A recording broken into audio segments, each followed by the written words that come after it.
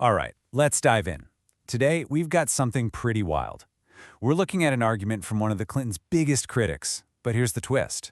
He's not calling for their arrest. Nope. He's actually arguing against it. And the reason why? Well, it opens up this whole fascinating, maybe even a little cynical, view on political strategy.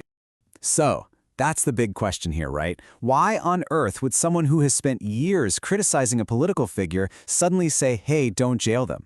And look, this isn't some sudden change of heart. No way. This is all about a very specific strategic play, one that pretty much flips everything you'd expect on its head. Okay, let's get right to it. The entire argument, the whole thing, really boils down to one single and pretty shocking claim. And there it is. I mean, coming from this particular source, that is a jaw-dropper. It feels like it goes against everything he's been saying for years. But here's the thing. The real story isn't what he's saying, it's why he's saying it. Now, the source is really quick to point out, look, this has nothing to do with them being innocent. He's not saying let them off the hook. Not at all. The argument is that this specific move, going after them for contempt of Congress over the Epstein situation, is a trap, a carefully set trap, and walking right into it, well, that would be a huge, disastrous mistake. So to really get why that statement is so, shocking, you kind of have to see the bigger picture. We need to look at the context. Because this speaker has a very long, very public list of complaints against the Clintons. And when you see that list, his warning about a trap becomes way, way more interesting. And man, the history here goes deep. We're talking accusations about weaponizing the DOJ, huge scandals like Uranium One, claims of just pure greed and power hunger, even ties to the World Economic Forum. The source basically paints a picture of a corrupt system they built. It's this really intense, long-standing opposition that makes his sudden warning, hey, don't do it, so completely unexpected. Okay, so how exactly is this a trap? To make his point, the source uses this really powerful metaphor, a way of looking at the whole political game. And that metaphor is all about the political arsonist.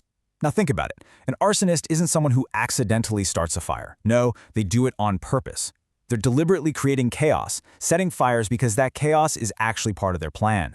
So here's how this plays out, and it's kind of brilliant in a sinister way. The arsonist starts the fire. They create the crisis. Then, when the firefighter shows up to put it out, the arsonist points and yells, hey, look, that guy's always at the scene of the crime. He must be the one doing it. It's this perfect devious bit of misdirection. And that brings us right back to the Clintons. The argument is that they are masters of this game. They are the political arsonists who actually get stronger in the middle of chaos. So going after them on this charge, according to the source, is literally like handing a box of matches to the very people who are just waiting for an excuse to set everything on fire. All right, so let's break it down. How does this trap actually work? The source lays out a pretty clear step-by-step case for why this specific legal fight is, in his view, not just unwinnable, but would actually help the arsonists achieve their goals. Okay, so here's the logic. Step 1. The source says Congress doesn't have a smoking gun here. No photos, no definitive proof for this specific charge. Step 2. Without that solid evidence, the whole thing just looks like a political hit job, not a real pursuit of justice. Step 3. This kind of political battle is exactly the environment where the Clintons thrive. They can use it to fire up their supporters and divide everybody else. And finally, number 4, and this is the real kicker. If you try and fail, it doesn't just go away, it backfires, big time. They get to play the victim, and it actually makes them stronger, ready for a counterattack. Which leads to this really high-stakes conclusion. And the source sums it up with a pretty famous saying. The idea is simple, right? A swing and a miss can be way more dangerous than not swinging at all. Because when you just wound a powerful opponent, they often come back even stronger and angrier. And from there, the argument really zooms out. It stops being just about this one case or this one political family.